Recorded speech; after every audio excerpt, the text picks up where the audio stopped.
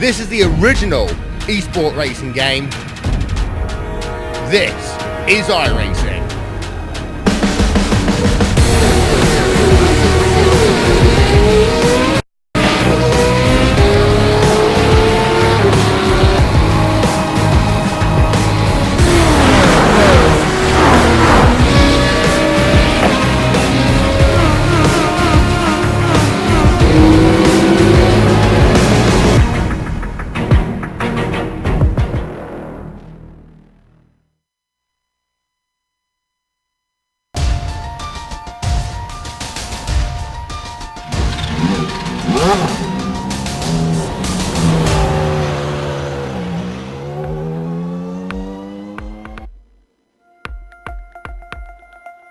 What is Brazil most known for?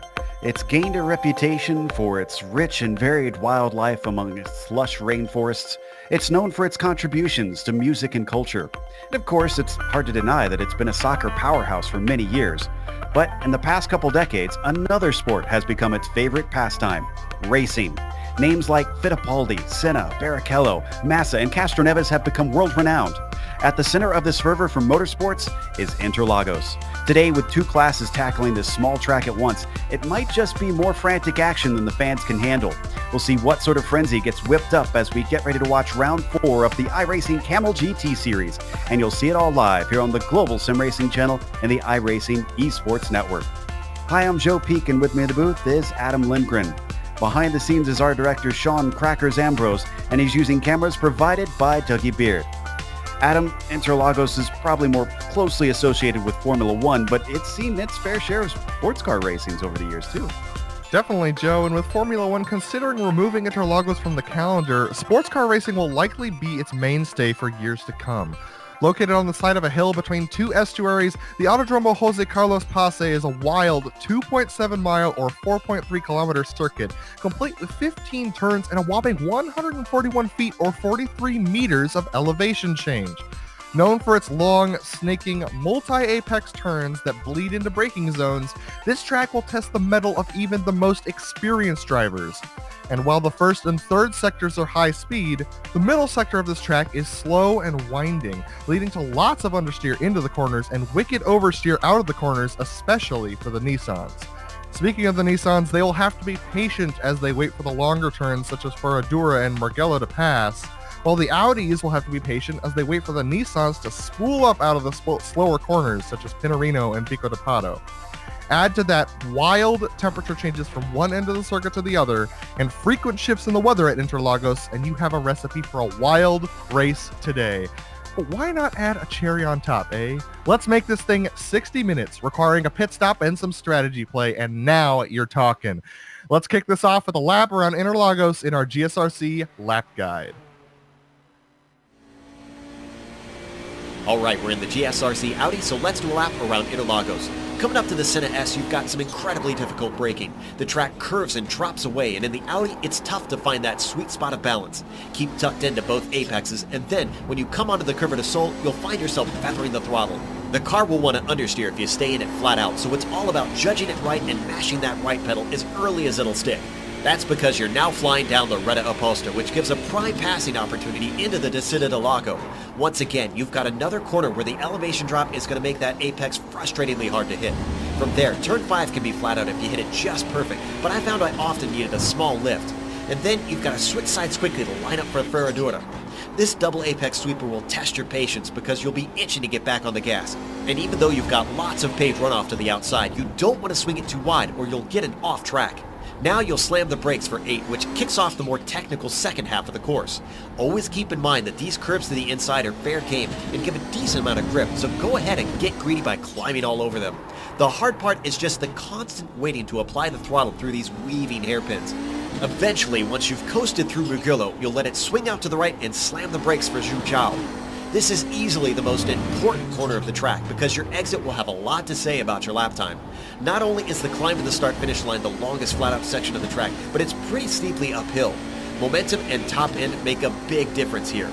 Expect a bit of drafting to help kick off some battles down into the first corner, but hopefully you've now finished a lap around Interlagos.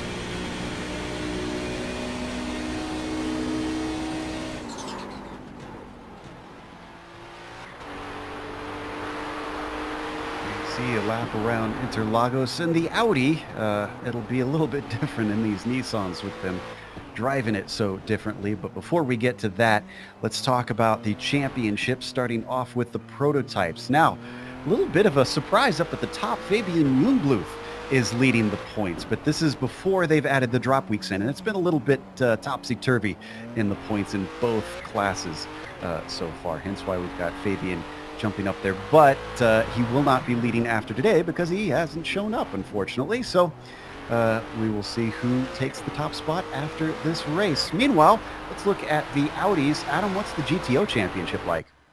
Definitely. GTO Championship is also an interesting situation. We have Nicholas Makanos tied for the lead with Rob Olenek, an interesting development after last week's race, which is amazing. We have Ove Trangerade only 7 points behind, so those three are really duking it out for the championship this year, followed by Reed Miller and Sergey Serbin in the back. They've missed a couple of races themselves, but that top three battle, that is going to be one to watch this season. And of course, if you haven't watched the Kamel GT series before, here's the race details for what we've got in store. As Adam mentioned, this is their endurance format, 60 minutes, and that graphic is unfortunately wrong. They will have one stop for fuel. Both classes will have to come in to top up and make it to the end. Tires will be a talking point we'll go over in a little bit, though, and you can see 25 points goes to the winner in each class. They do get 2 drop rounds that I mentioned a little bit earlier in the program, and that will affect the championship soon as we start to calculate those into the points fight. Once again, you're watching this on the iRacing Esports Network, and well, if you aren't subscribed yet, it's easy to get subscribed. All you got to do is go to their YouTube page. If you see a big red button that says subscribe, that means you haven't signed up yet. Make sure and do that. You'll get all of the Kamel GT series in your YouTube feed.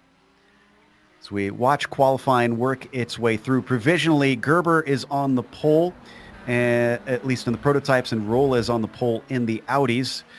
But we'll go over how that is shaping up in a moment. Let's head down to our pit reporter today, since we do have pit stops. Don Peak, the man who has joined me for many races in real life, has joined us today. Don, what are you expecting out of the Nissans? Because I know you spent a fair bit of time in that car in this series. I have, Joe, and I even ran a few laps on this track pre-race. And, you know, the Nissan is famous for not liking slow corners, and I think there's several of those on this track, and I think we're going to see a lot of wheel spin coming out of the slow corners. Now, those hairpins through the middle part of the track could be tricky, not just with traffic, but hopefully they've got their wits about them. Adam, you were telling me a little bit about the pit strategy itself as well with the tires.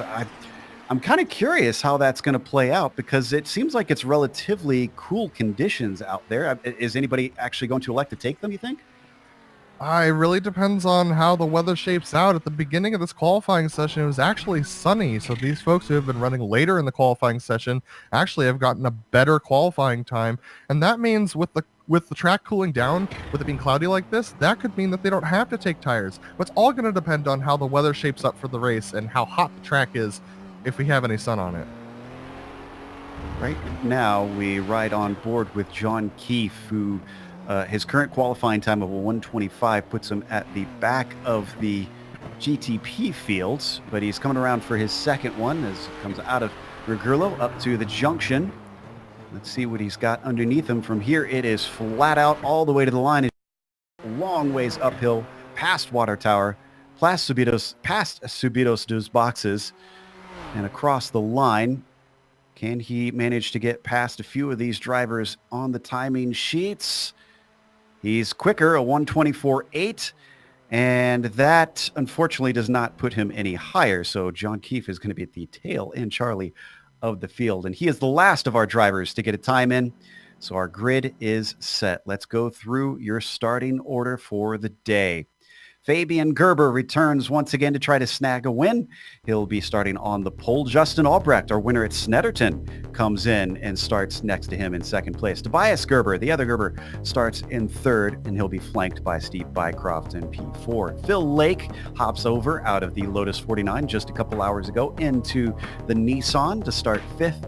Martin Krejcik will be P6. Johnny Bell as well was just racing over in Japan. Now he's in Brazil, starting from 7th. And we follow John Keefe's progress to be last on the field in the Camels from 8th. Adam?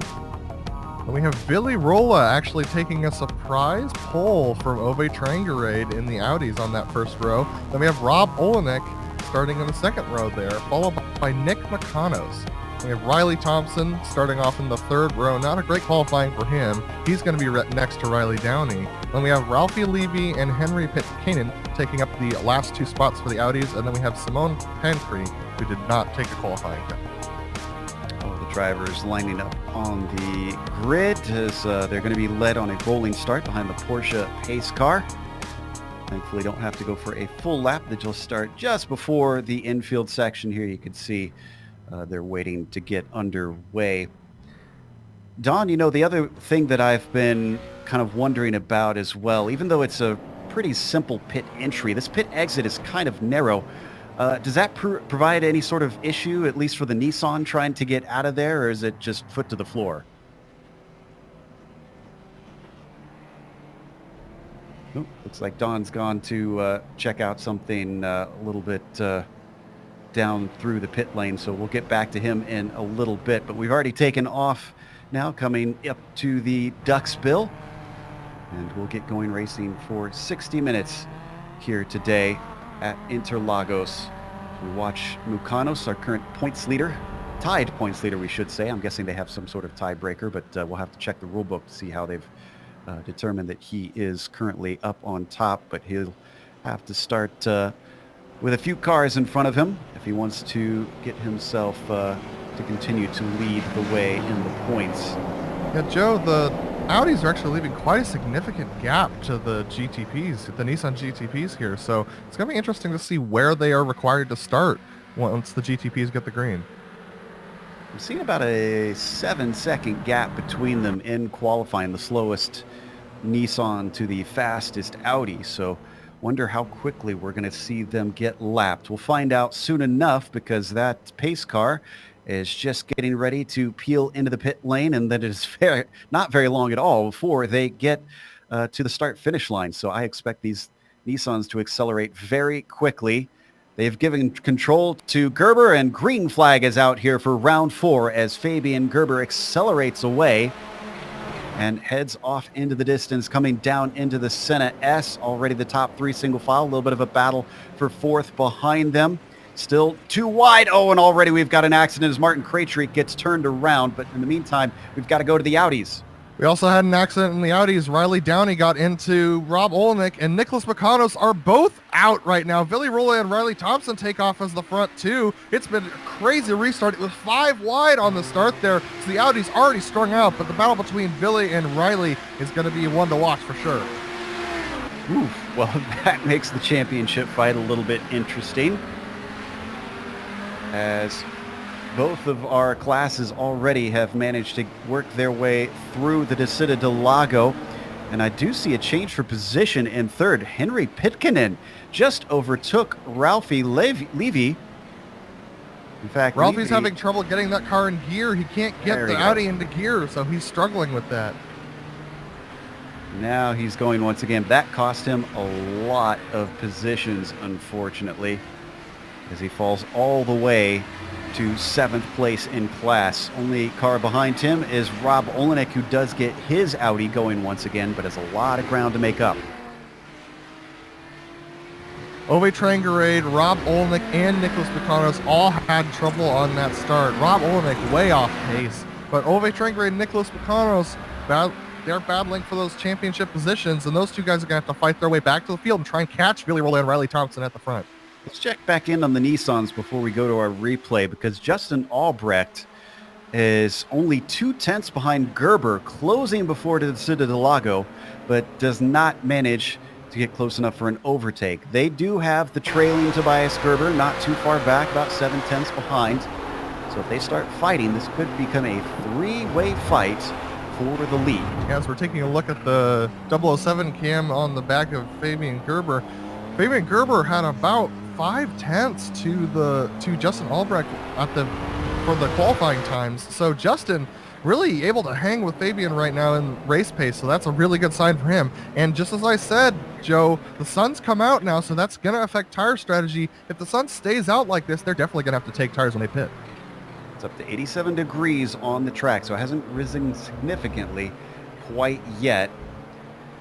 I think we've got a replay on the start, though, for the Audis, since we jumped to them a little bit late and only caught the tail end of that incident. Let's see if we could pull that up and take a glance at what went down. Here we go. I only jumped the back Audi field, take a look at this. Almost 5 wide as they went across the line there, and that's because it looked like Nicholas Makanos and Ove Trangrade had serious trouble getting off the line. They didn't get good speed. And then we had Riley Downey, who went and hit the inside wall, clipping, I think that was Ove Trangrade, and then the 2 cars in front of them just spun as well. So a lot of action when they went into turn 1. We come back live, looking at our top 2 and this is Trangrade fighting with Henry Pitkinen. Pitkinen gets overtaken, and Ove finds himself on the podium. Ove Trangrade making quick work of those backmarker Audis, I should say. This is the top 5 we're talking about. Ove Trangrade's pace is just so much more than some of these less experienced drivers that he's just plowing forward, and now he's got to catch Riley Thompson, who's almost 8 seconds ahead. While we've been watching all this, Don's been keeping his eye on the back of the Nissan field. It looks like causing a little bit of headache for the Audis, Don. Yeah, it looks like Simon just got passed. Yeah, Simone Pancre there just got passed by Riley Thompson. We know that the Nissans are faster in a straight line, but he can't get the speed out of the corners, so he's really struggling there. Been overtaken for overall position by Thompson and Andrew Ola, who are fighting for the lead in the GTOs. As it gets awful dark here now, the clouds have come right back. Pretty typical changeable weather here for Interlagos. You can see the yellow and blue machine of Vili Ruola stretches a little bit out. Riley Thompson doesn't quite get on the power as well down the front stretch. I'd like to remind you guys that Riley Thompson started in the 6th position for the Audis. So with that start, he got a better start than the rest of the field and went up all the way around the outside and was able to get into 2nd position before turn 1. So that's why he's in such a good position right now, fighting with Billy Rolla. As we watch on board Riley Thompson, we can't see in his mirror, but poor Simone has been faster on the straights naturally in the prototype, but doesn't seem to be quite fast enough or doesn't want to try and overtake Riley and has since been hovering behind. Meanwhile, down the Audis, we got some action, Adam. Yeah, we've got Nicholas Makanos closing in now with Henry Pitkinen, so he's definitely going to be trying to make that pass, same as Ove Trangrade, and get next to him. And yeah, so it's going to be interesting to see whether or not Nicholas can get this done. He's trying to get it done in this middle sector, and that's really difficult. Looks like Henry Pikkinen's trying to let him by. That's not going to work great. As he almost comes across the track and chops off the nose of Mukanos, but Mukanos swings back under. Can't get the over-under coming out of Magurlo. Now they hit the junction. Try to get on the power to climb up the hill. It looks like a very good run from Mukanos. Is the draft going to be powerful enough? You think he could slingshot by, Adam? Should be. Let's see whether Nicholas Makanos can make this work. He's got the inside. And I think he's going to be fully passed by the time they hit the braking. Indeed, Mukanos, our points leader, now moves himself up into P4. Yeah, but Ove Trangrade, one of his points competitors, I believe Ove was in 3rd, is right ahead of him, about 4 seconds ahead, so he's going to have work to do to get up there and pass Ove Trangrade to try and retain his points lead. Going to the battle for the lead in the Nissans. Fabian Gerber still ahead of Albrecht. They're starting to drop Tobias Gerber slightly. It is now up to 1.5 seconds between 2nd and 3rd place. And seconds. They've dropped fourth place Steve Bycroft himself by 3.5 seconds. So the battle for the top spot dwindles down to fewer and fewer cars. But you have to admit that Justin Albrecht is continuing to apply pressure. Yeah, Justin's been closing in well. He's way better on the brakes than Fabian, but Fabian's got a better exit of this season. That doesn't really work well for trying to pass somebody. So it's going to be interesting to see. I don't think Justin Albrecht's going to be able to get by if Fabian keeps nailing his exits like this. Ooh, and I wondered if this would happen. It looks like Simone Pancree actually had contact with Riley Thompson. Thompson was able to power out of it, but Simone had to take a toe in, and I think he has left the race. Let's take a look at the replay. Yeah, right here, they're coming out of, going into Jinkao, and Simone just sticks it right up the inside, and Riley just has to hammer that throttle and use that four-wheel slide to get out of it, but Simone really putting it in deep there on Riley, and Riley already having turned in. He didn't know he was coming. Yeah, that looked awful late. Unfortunate to see Simone have to exit the race so early, but I have a feeling Riley Thompson does not share that sympathy as he continues to run in second place. But that cost him time. It is now 4.5 seconds between himself and the leader in the GTO.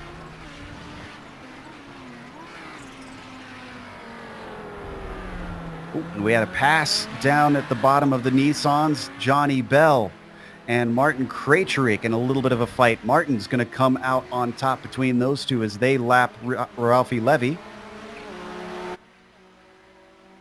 Let's take a look at the replay on that. And Johnny Bell doing, oh wow.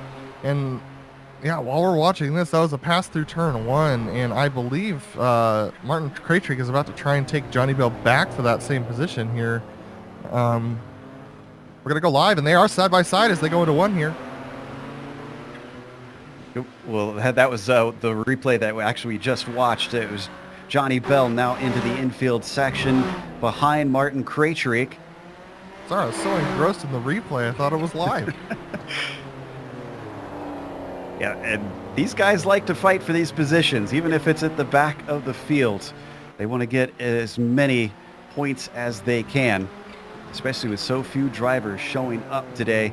It does look like the number 12 has the legs on Johnny Bell for the moment, because he's pulling away to over a second now. And the lead of the Nissans just overtook Rob Olenek. Rob Olenek has been struggling significantly lately. He had that spin at the beginning of the race, and he just has not recovered in the same way that the other Audi top front runners in the championship have. He's still stuck in sixth position, while Ove and Nicholas, who were involved in that opening wreck, are up to third and fourth. So this lead for the GTPs as they pass Rob. Rob's really not having a great race today. I wonder if we could pull up a lap comparison between Rob and Mukanos, since those two are the ones fighting for the championship and also had similar problems at the start. Maybe give us an idea of just how they compare out there on track, since, like you said, it's shocking to see Rob so far down. Here we go. We've got the comparison. And actually, Mukanos is a bit slower in a couple laps there.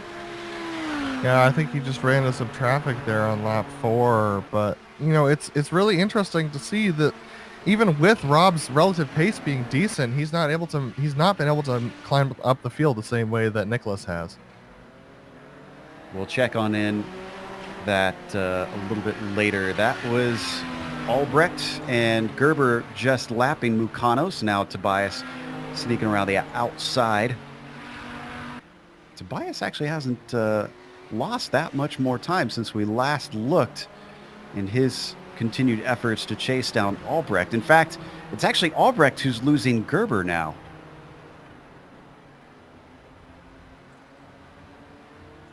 Yeah, and Albrecht is losing Gerber, I think, because of the traffic. He had trouble getting past Nicholas Mukanos there through the exit of the Senna S. So this is going to be interesting to see as they continue going forward. Let's watch from Albrecht's perspective. See if we can deduce anything just from watching how the hands are moving inside the car. chases down the leader Fabian Gerber. Yet more traffic in front of him. That's Ove Trangrade, who sits in third in the GTOs. He's going to catch him at a great place as he just pulls off to the side. Great place for him, but not a great place for the Audi. That's a really difficult turn for the Audis as they push wide there. So that probably lost Ove Trangrade significant time. Bill, he decided better to let them have plenty of the inside, stayed out of the way, and let both Tobias and Albrecht through. We're now 13 minutes into this race, and from what we understand, Don, it seems like the pit window is relatively wide for this series. Do you believe we could see some early pitters? I think that's at least a possibility. You're right. It's a pretty wide pit window for only a 60-minute race, and these cars can go 45 or 50 on a tank generally. So we'll keep an eye out, see if anybody joined Don down on the pit lane. In the meantime, the number 7 on screen of Riley Thompson. Ever since that contact, I wonder if he got a little bit of damage himself. It's now almost 8 seconds between himself and Rola. Adam, is this him losing the draft? Is this damage? I mean, what are your thoughts? It could be losing the draft. It's most likely damage. It's possible that it was left rear contact, so it's possible the differential is a little bit damaged on that car, not giving him the drive off that he's used to. But it's also possible that he might be deciding to save some fuel here. If he's going to try and do no tires, considering the track has been covered with clouds for most of this race, it's possible that he could take a different pit strategy and try and do this race on no tires. And if he uses less fuel, it's possible that he could overtake with an undercut here. We saw Riley using all the track and then some, going off into the grass slightly through the Subidos Dos boxes. I think we're going to have an overtake for 5th in the Audis because Rob Olenek has got a run and is now fully past Henry Pitkinen, making it look easy. It may have been a little bit of a slower climb, but Rob is making progress. He is our current champion from last season, we should mention. It looks like Rob is struggling with the front end on this Audi. I have to remind you guys, this is an open setup series, so these guys really get to make the decision on what kind of setup they're driving and whether that works with their driving style. And Rob's having a hard time getting his nose into the corners. He's having to use a lot of brake to do that and is pushing significantly wide on exits, so that's going to be very difficult for him to continue going forward. And as this has been going on, we've had at least one taker for an alternate strategy. Don, what's the story? It looks like Martin Krajcik is in the pits right now. He's running a little bit long. Oh, there he goes. So 40 minutes in the lane. 40 seconds, sorry. Yeah, I hope it's not a 40-minute pit stop, but he's managed to make his way back out. Did you see whether or not he took tires, or did he just splash and dash this one? I did not notice, but 23-second stop tells me he probably just took fuel. All right, so Krajcik is done and gone and out on track running. Looking at the rest of our field, everybody's starting to spread out a little bit as we've completed the first quarter of this race. Still being led by Fabian Gerber, who doesn't have the largest of gaps currently, so some traffic could switch that around quickly. On the other hand, the GTOs have found themselves spread wide apart between P1 and P2. Veli Rola really taking advantage of the fact that a lot of the big hitters have not shown up today. You say that, but Riley Thompson was our winner pretty handily last week, and he's really struggling on his pace, only about 8.5 seconds behind in second place. But Billy Rolla really holding up Steve Bycroft here in the 4th position in the GTP. Steve not being able to find a place by through that second sector. Now he's going to be able to slip through.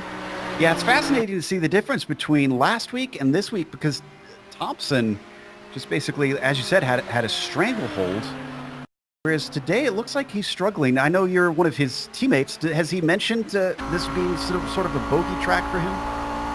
Well, it's not one of his favorites for sure. He was debating whether or not to race this week, but I don't think that's what keeps him from being fast. I think it's just it just may not be a track that suits his driving style particularly, so.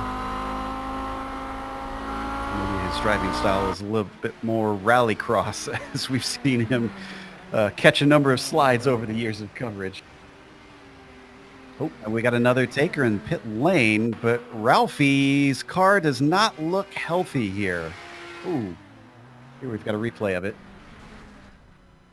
Oh my goodness, it looks like he pushed wide going through the straight there. That kink in the straight is very difficult to take in the Audis. You have to lift in a place where you really wouldn't expect to, and he just pushes wide and clobbers that wall. So that's going to be significant damage for him. You got to be careful in the high-speed sections, Ralphie. You'll put your eye out. He's still in pit lane, taking care of quite a bit of damage. So he's fallen to last on the field. The French driver, unfortunately, having a bit of a bad day. And Fabian Gerber's actually caught up to the back of Martin Krejcik, actually. So this is interesting because Martin has recently pitted. So it'll be interesting to see whether or not Fabian can get by and maybe hold up Martin a bit, because that's going to be pretty important for his own pit strategy later. Absolutely. But at the same time, he also doesn't want to be held up by Martin. And though Martin is getting the blue flags, he's on an alternate strategy, so he doesn't want to give up time.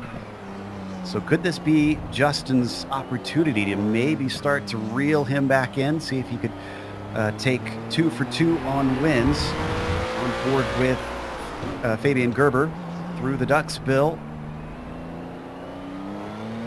We're going to need to watch this gap to see whether or not the gap between Fabian and Justin, to see whether or not it closes with Fabian being behind Martin. But it's possible that Martin might just let Fabian go to try and not hold up Fabian or cause an accident in one. We'll see what happens here. He's gaining a little bit up the front stretch, but this does not look like he's got enough momentum to try and overtake down into the Senna S. Krejcik not exactly pulling over to let him through, so he's going to stay ahead. And Justin Albrecht trying to regain that ground, as you see flashes of him on the screen. This time down the Retta Aposta, I think Gerber's got it. He's to the inside. He's going to slip through as one of our Audis. That's Riley Downey just pulling off the track to let everybody by. And now Justin Albrecht is stuck behind Martin Krejcik going into the technical section. So this is going to be very, very unfortunate for him. If Martin Krejcik is slow through here, Justin's going to be in trouble trying to close up on Fabian. So he's going to have to work really hard to pass him here. Yeah, and he did gain some ground. He chopped off about 6/10 in the first half of this lap. But once again, I think it's going to be handed back by the traffic here. He's struggling behind Martin Krejcik. Maybe he'll be able to get through coming off the corner. He's a little bit closer than what we saw Gerber was when he came off last lap. He could manage to get by him before the Senna S.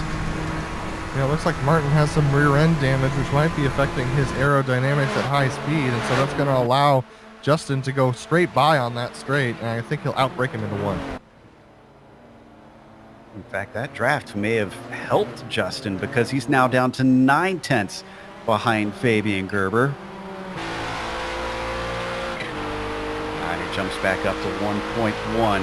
Number 6 is trying his hardest. He's using every trick in the book, but I'm not sure that he's got the legs for Fabian today.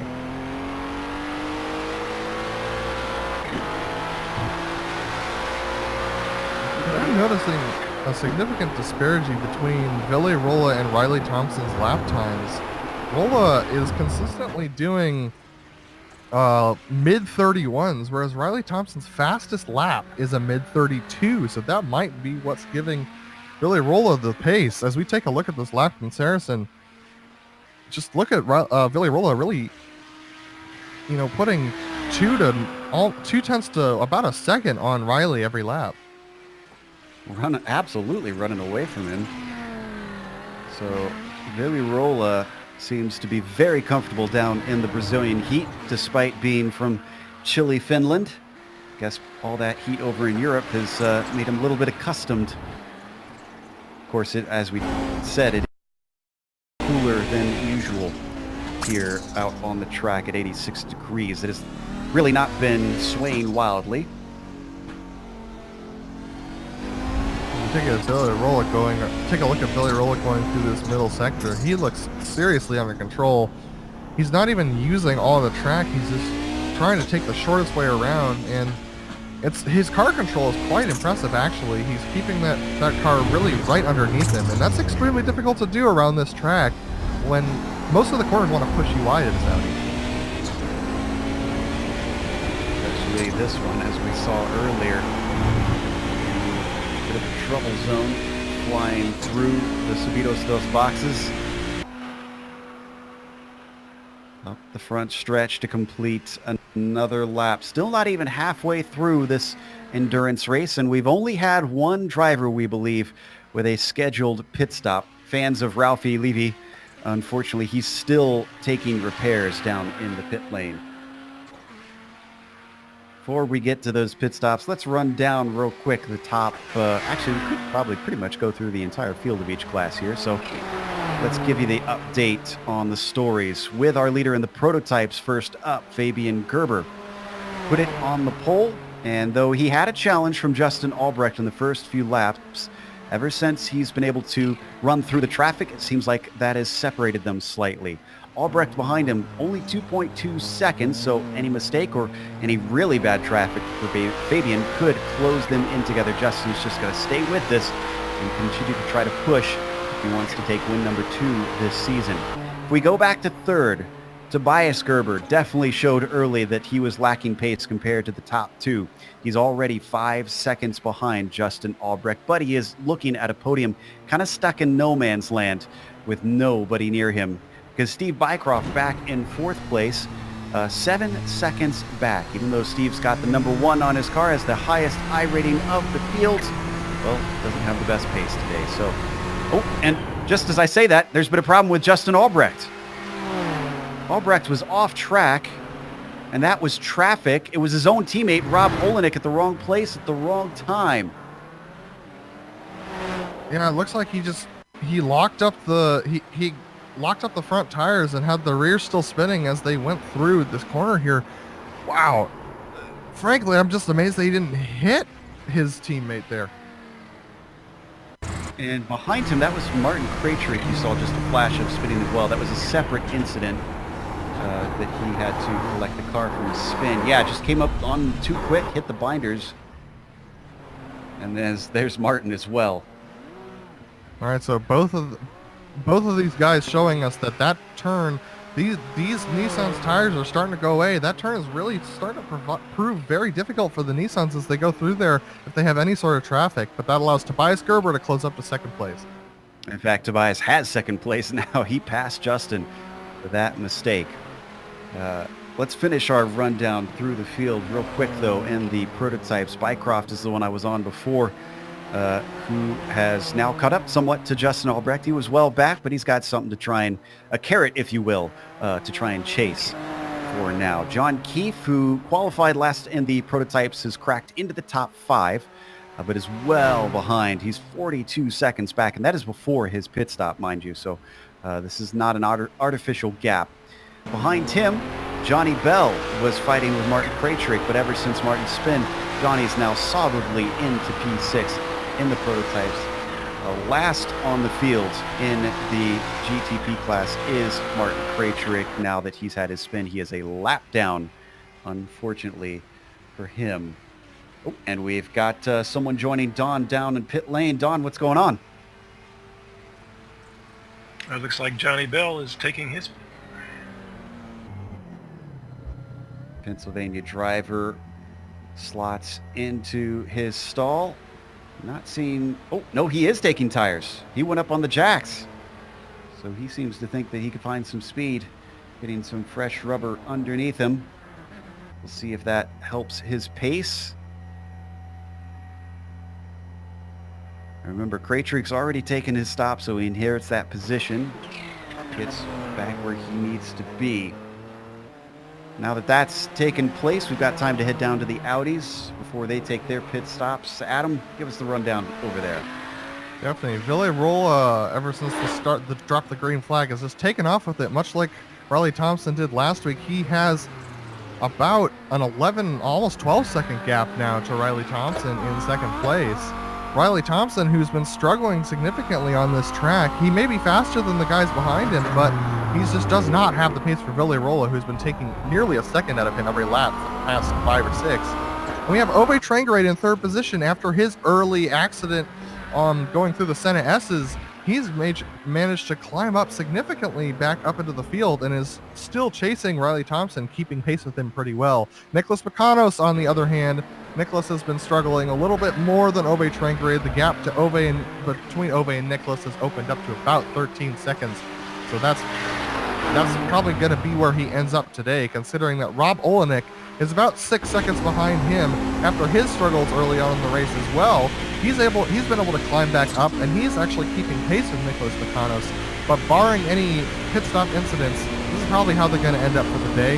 Then we have Henry Pitkanen down in 6th position. He's been struggling to keep that car in the straight line. He's struggling with a little bit of oversteer off the corners, and so that's becoming a problem for him as he gets later on the run. He's definitely going to need tires when he stops. We have Riley Downley down in 14th position. We saw him missing some shifts early on, going into a couple of the corners, especially into Junção, and he's just trying to hang on to that car right now. And then we have Ralphie Levy, who was in the pits for about 11 minutes getting repairs done to his engine and to his front right. So he's down just trying to salvage some things right now.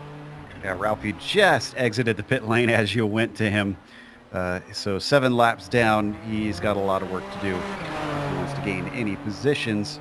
We go back to our leader in the prototypes, Fabian Gerber, the DH driver, leading by 9 seconds over his brother, Tobias Gerber. But this will be pretty cool to see a brotherly duo on the podium if they finish as they are. And Fabian is going to be passing Villerola actually in another turn or two. Ville just ahead of him on track. And so this is the leader of the Nissans passing the leader of the Audis. Watching from back on Villerola, this should really give us a good idea, Adam, of how quickly these Nissans catch these cars. This has to be one of the widest gaps in official racing between two classes. Yeah, these cars are significantly different in how they drive, in their characteristics. The Nissans really struggle out of the corners with significant amounts of turbo lag, but they have a lot of downforce through the fast corners, especially with how flat and wide their car is. So they get a ton of air passing over the top of that wing, which basically makes up the whole car. Whereas the Audis are basically just a big block. But what they have for them is a 4-wheel drive turbocharged engine. And they're able to get a lot of traction out of the corners with that 4-wheel drive. Their tires are a little bit more pliable, and so that allows them to get good moves throughout. I think we had another car down in pit lane. It looks like another Dirty Torque driver has come in and been released. I'm seeing 15 seconds on Rob Olenek's pit stop, so I suspect he probably did not take tires. He returns in P6.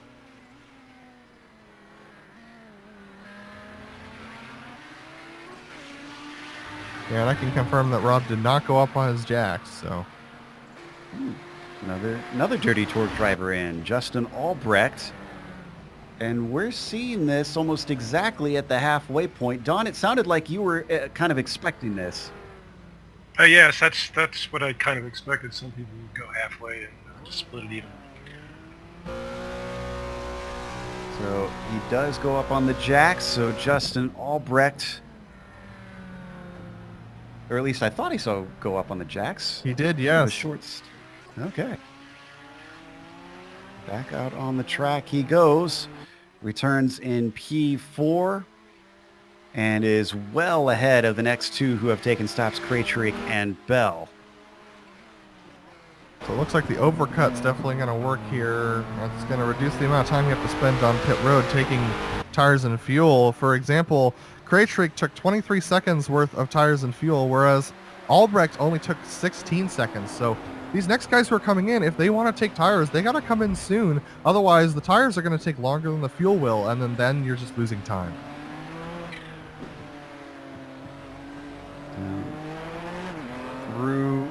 into the Ducks Bill.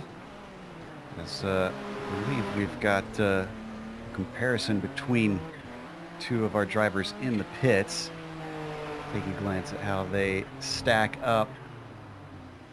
There you see the big difference between being stationary in the stall. I believe the slight difference between Albrecht and Krejcik on the lane itself. Now, if I'm not mistaken, these Nissans don't have pit limiters, do they? I don't believe so, but there might be the mandated pit limiter that's put on by iRacing, so it's possible that they don't have to worry about that much.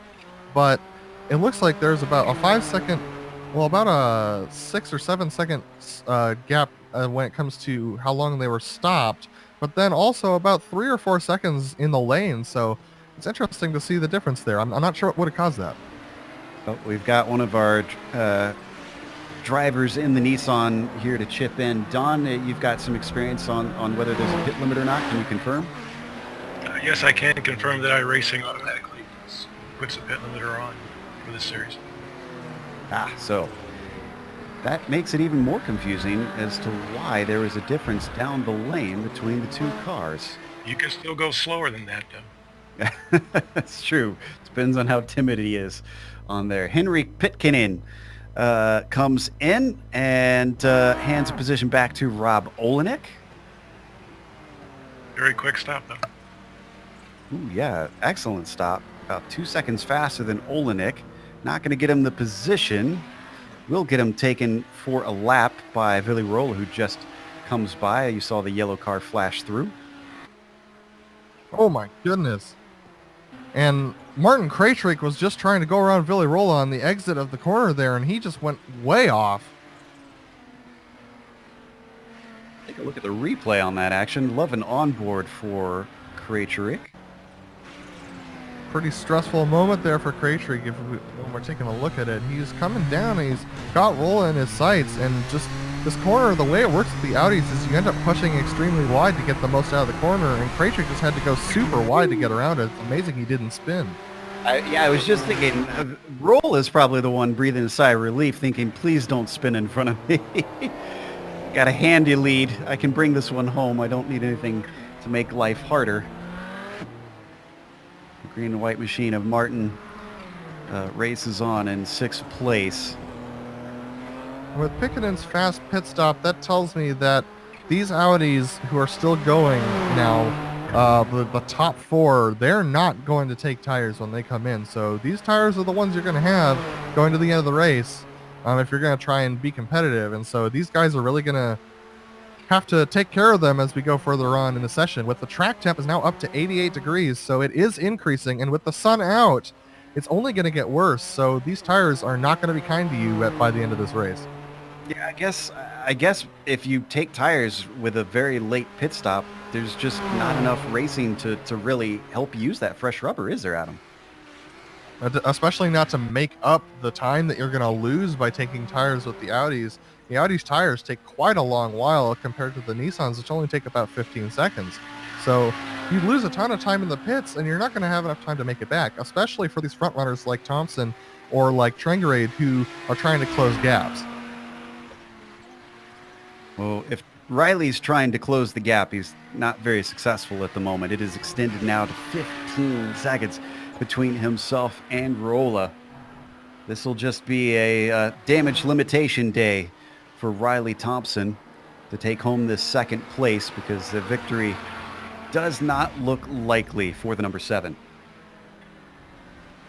And Don, we had another Audi in the pits? Yes, we did have number 14.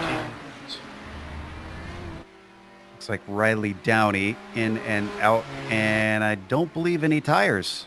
14 seconds. Yeah, it looks like Riley Downey in and out, keeping the same rubber that he's had with just over 20 minutes left to go. The Canadian having started this race in 15th overall, which I believe 2 from the bottom. He's actually lost position a little bit then. And our leader, Willy Rolla, for the Audis is in the pit lane now. Starting to see the dominoes fall for the GTOs. Oh, he missed his pit box and he's going up on Ooh. jacks. Well, this is interesting.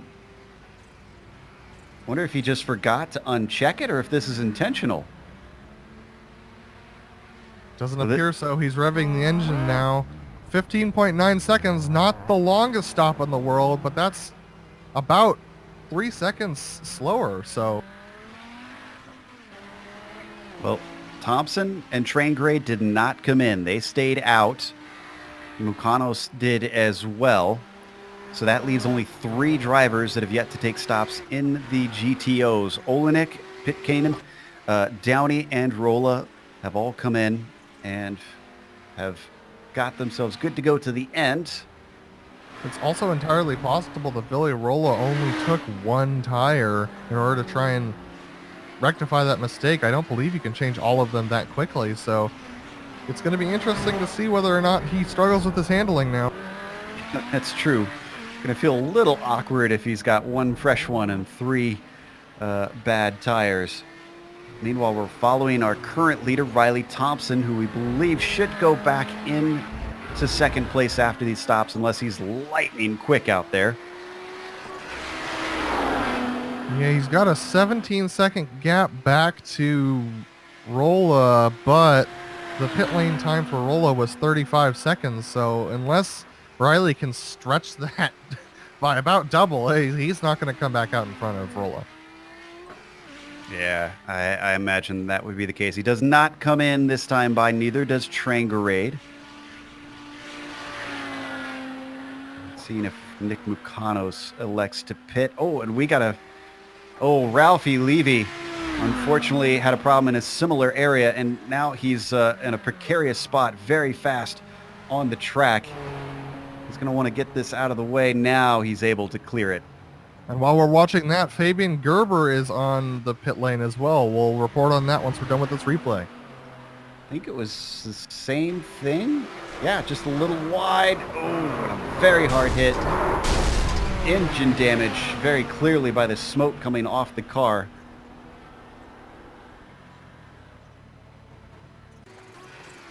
So it looks like Fabian Gerber is out already. And he's well ahead of Justin Albrecht. So he managed to keep from getting jumped in the pit stop cycle. And gained quite a few seconds. He's almost 8 seconds ahead of Albrecht after that pit stop. So the overcut definitely working today. Still waiting on Tobias Gerber, Bycroft, and Keefe to pit. In the Audis, Riley Thompson, Ove Trangarade, and Nicholas Mukanos have also not pit. Just keeping an eye on them, and they're going to stay out this time by at least Thompson and Trangarade will. But what about Mukanos? Mukanos is just coming up to be right on board with Tobias Gerber. Mukanos is going to stay out. So is Gerber. Steve Bycroft as well.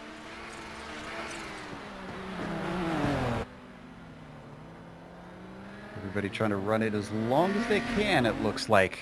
Well, with the overcut, with the overcut working this week, you want to run it as long as possible because I mean, like a 7-second gap made up from a 2-second gap that Albrecht had back to Tobias. I mean, even after that accident, Albrecht was able to close it. So it's impressive the overcut and how much it's working today. I'd say so. We watch Riley continue to lead laps. Now, he doesn't get any bonus points for leading a lap, if I'm not mistaken. I'll need to double check the rule book on this. I don't believe so. I believe it's only by position, finishing position that they get points. Let's see, he's dealing with Johnny Bell just behind him, trying to find a way through. Bell's going to try and go around the outside, and thankfully Thompson saw him coming. Doesn't drift all the way out. And he's in the pits. In fact, yep, he's just going to take this opportunity to come on in. And who's that behind him? I think that's Ove Trangarade. It is indeed. Should hand the lead back to Villy Rolla unless something extraordinary happens. So they all Riley ready is not to taking buy both? tires. Ove is not taking tires.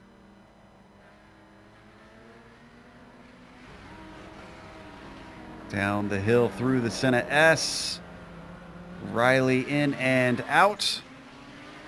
Mukanos did not pit that time, though. In fact, this is sort of bad news for Thompson because Mukanos is not too far ahead of him. If he's slow on pace, that could hold up Riley slightly. I don't believe that Riley's going to be much faster than Nick. He just added more fuel but didn't take tires, so it's possible that Nick's actually going to be faster than Riley at this point in the race.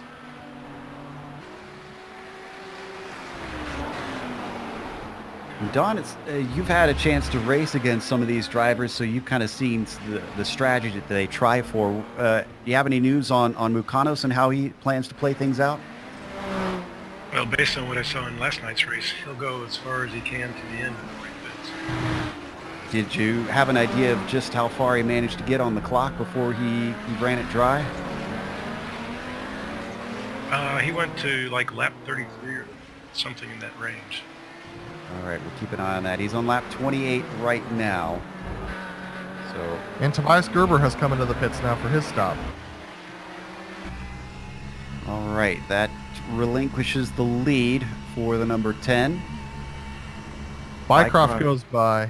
Yeah, he's going to take it away since he has not pitted.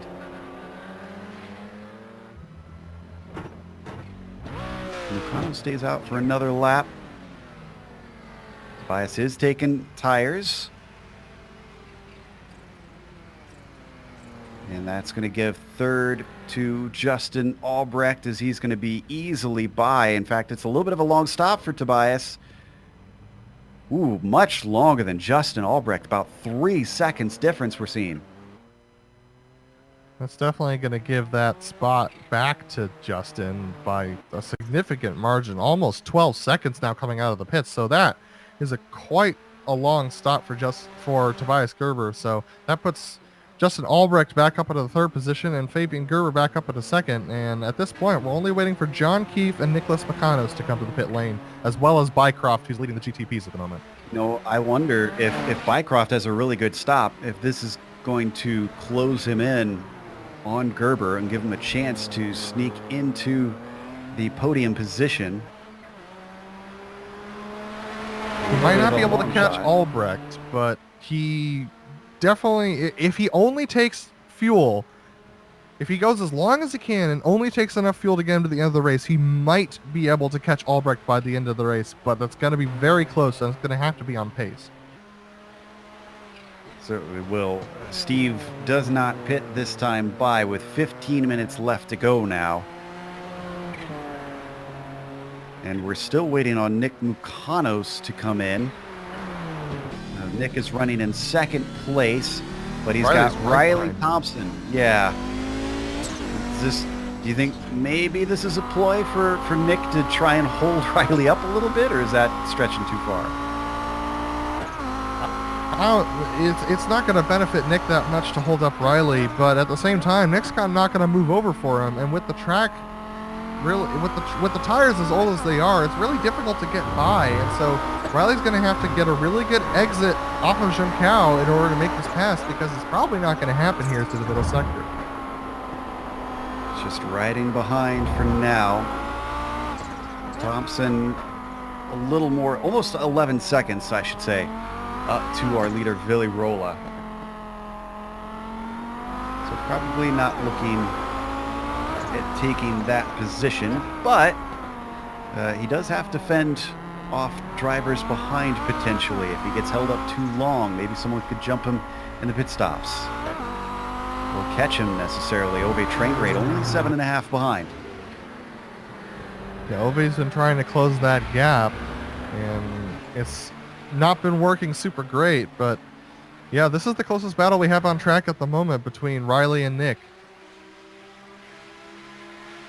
It is lap 30, and that's as far as, yeah, Nick's coming your way.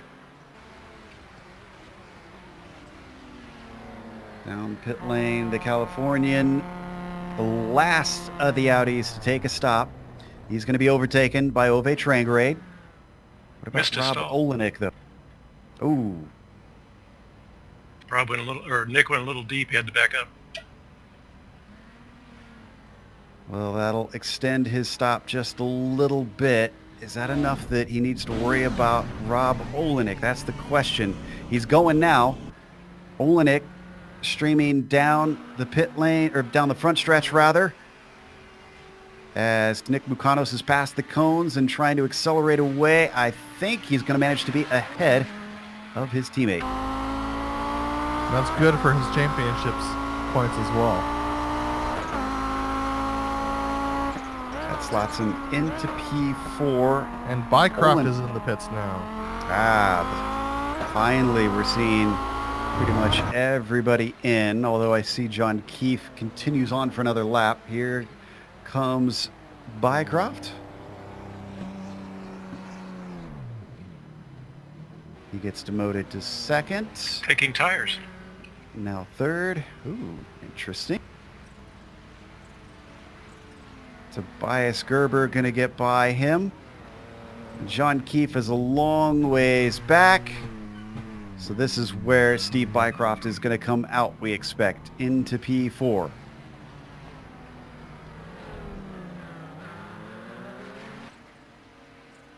And Ralphie Levy, after his second accident, is finally exiting the pits as well, behind Steve Bycroft. But Riley Thompson's going to be alongside him as he exits the pits here. But Riley should be able to let him go through this corner. Absolutely. Ralphie really wants that Dory Award today. He is not quitting. That or he needs some SR. Yeah, Riley Dory doing a good job to hang on to everything here, but he's really kind of, sorry, Ralphie Levy rather, and he's really struggling to hang on to that car with how tight it is. Seems like he's not quite used to the handling characteristics of the Audi quite yet. Was that a Freudian slip there, Adam? Something like that.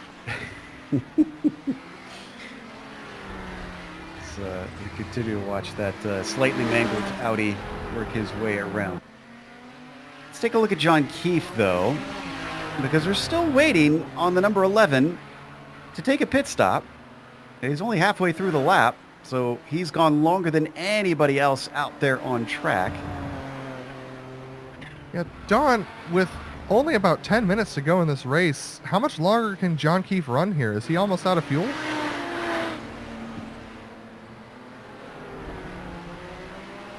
Looks like Don has caught Don running down the pit lane, so we'll get back to him in a second. Once he can give us the information there, you can see running in 5th, and we talked about it early. He qualified last on that prototype field, so this has not been the best run, but at least he's made up a few spots out there, has the Hoosier. He's doing pretty good, but it looks like his tires are getting a little tired, so I wouldn't be surprised to see him come in this lap. Let's see whether he does. No, he does not. Interesting. Very light right foot, I guess. I wouldn't think he could make it the whole way, even though they've got that infield section. And the two long stretches of the run up to the front stretch and the Retta Apolsto, to me, would say this is a pretty thirsty track. Yeah, I would say it'd be stretching it to make it all the way. I haven't really been watching to see if he was trying to save fuel. Same time, I have been hearing him short shift on the straights, so it's possible he's trying to save fuel, but that would be a very long way to go for a Nissan. And he is 44 seconds behind the next car up, Steve Bycroft. So that kind of points to maybe running a slower pace, but it certainly doesn't seem like it's worked out terribly well, because he's a long ways back from 4th place. But I guess at this point he's committed to it, because he can't exactly sprint off and try and race him down. Yeah, at this point in the race, everyone's just kind of hitting their numbers. Our closest gap on track is about 6.5 seconds, so these guys are all trying to manage their stuff, trying to manage their tires and their fuel to the end of this race, make sure they can get there. 8 minutes left to go now. If you're just joining us, Fabian Gerber has been leading for much of the race, only handed that lead away during the pit stops. And though he was challenged by Albrecht early on, Albrecht has fallen down to about 10 seconds behind the number 2 car. And then on the GTO side, Villirola. Again, similar situation. Only did not lead during the pit stops, but otherwise has just had complete control of this thing. Riley Thompson's 15.5 seconds behind, and even with a 2.5 second faster pit stop that was not able to close the gap, Rola's pace is just something else today. Should be pretty proud of this win once he manages to bring home under the checkered flag. Just a few more laps to do so. He is scot-free.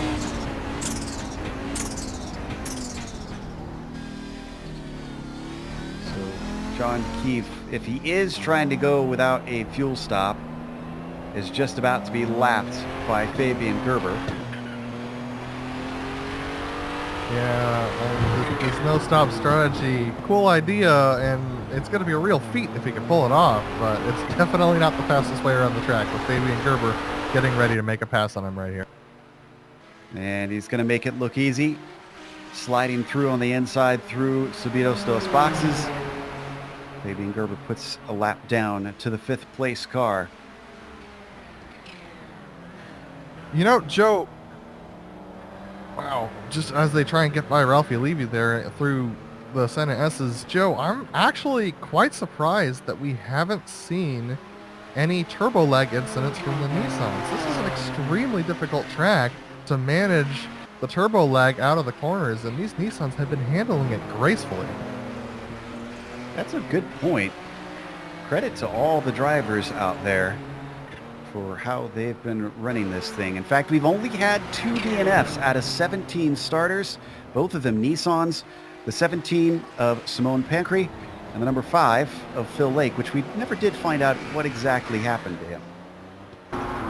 Phil having, frankly, a dismal season, not the season that he was looking forward to. I've talked with him a couple times after the race, and he's just kind of just having a bad time, really down on himself right now. I would love to see him get a result that he really has earned, because the guy's fast and he's also very consistent. So it's just a series of bad luck races, and so very unfortunate for him.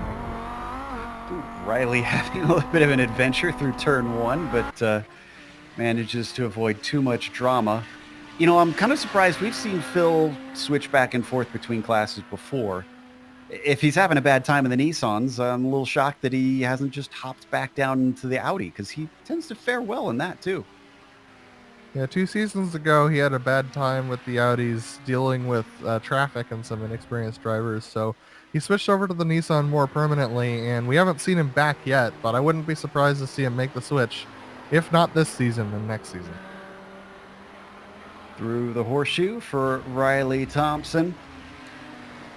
2nd place will be a nice haul of points for the number 7 car, but you always hope for that victory as a racing driver, to do that little bit more.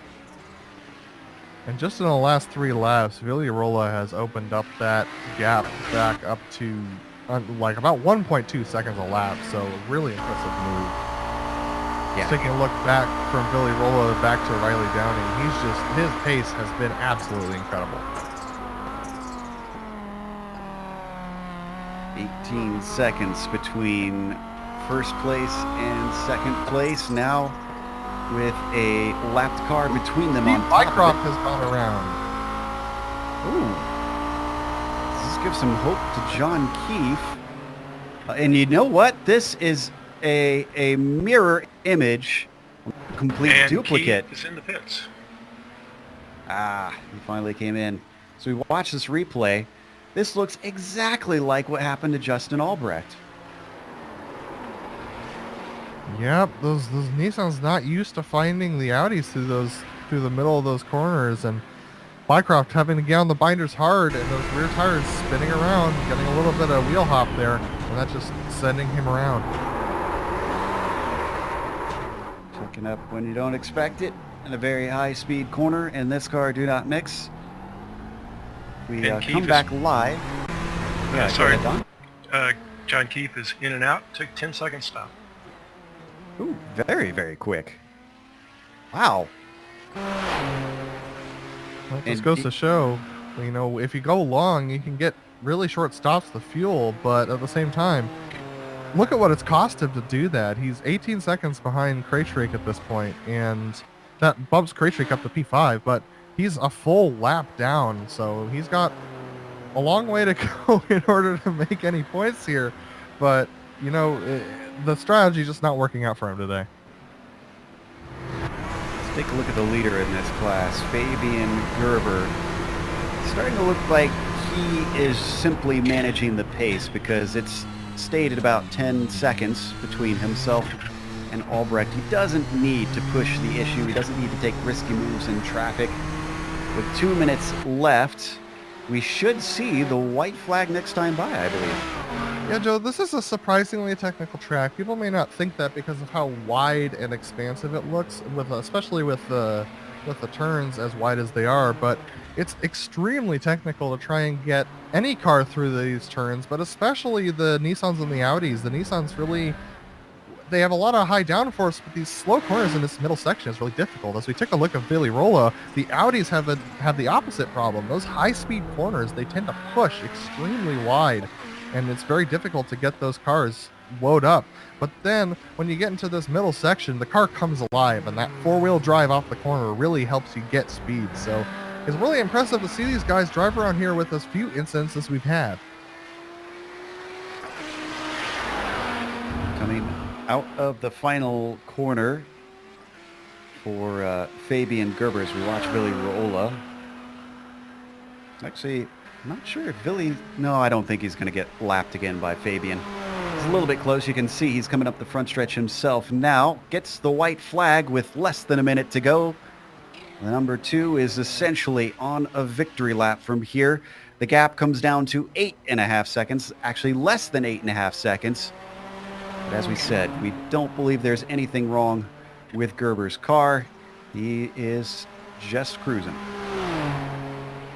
So Vili Rola is going to have to go another lap around here, possibly. We'll see whether Fabian can get to him, but I'm sure Vili Rola, with a 23-second gap back to Riley, would just, wouldn't mind Fabian getting by. So he might actually put on the brakes as they get into Junção and just let Fabian go by if he hasn't made it to him at this point. But Vili's having to struggle with getting past Ralphie Levy, who goes off again.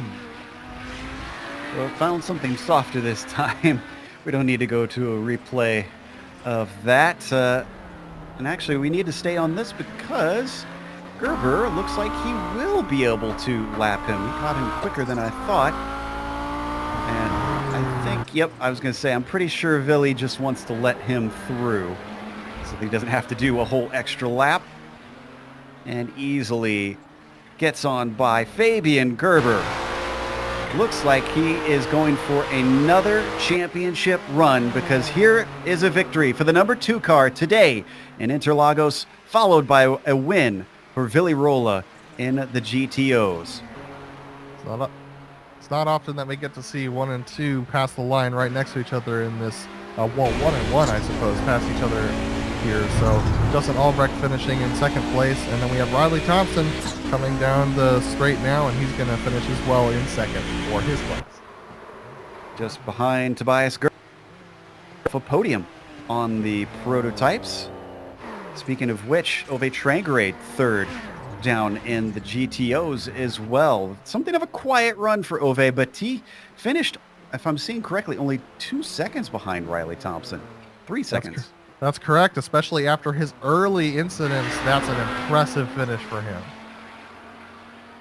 Last of the cars across the line as Mukanos is going to lead Rob Olenek. So Mukanos will solidify his points lead in the GTO Championship. With that, we're going to take a quick break here on the Global Sim Racing channel. We'll come back with the official results as well as driver interviews, but stick around because on screen you can see all the upcoming races here on the GSRC.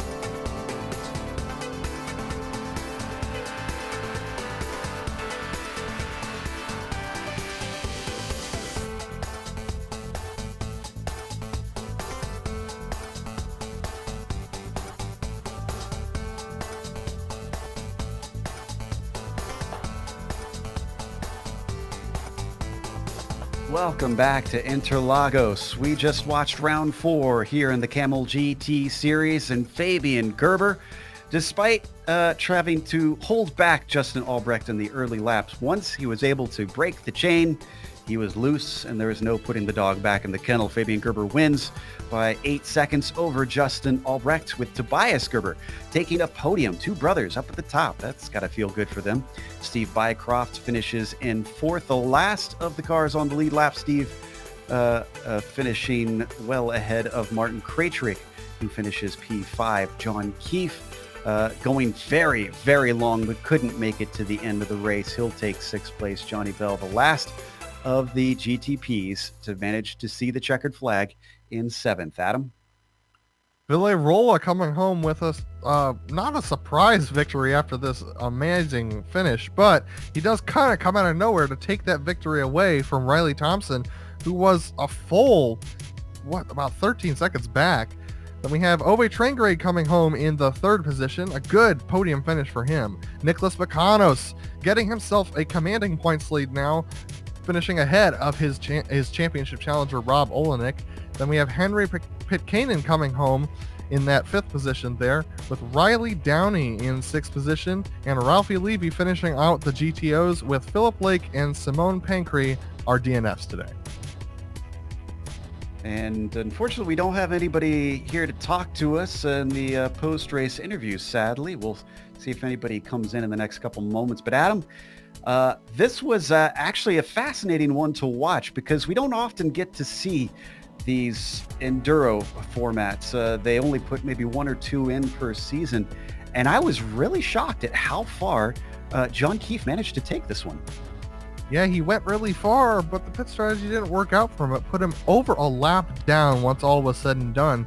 So while we had varying pit strategies and the overcut was strong today, you did want to make sure to keep your pace up, because running along, John Keefe looked like he was trying to go all the way on fuel, and that didn't work out for him, and the pace didn't keep up either. Sometimes when you gamble like that, I guess it just doesn't pay off. So we're going to close up today and give a few thank yous. Of course, a big one to the Kamel community for bringing us back for another season of coverage, as well to iRacing for putting us on IESN.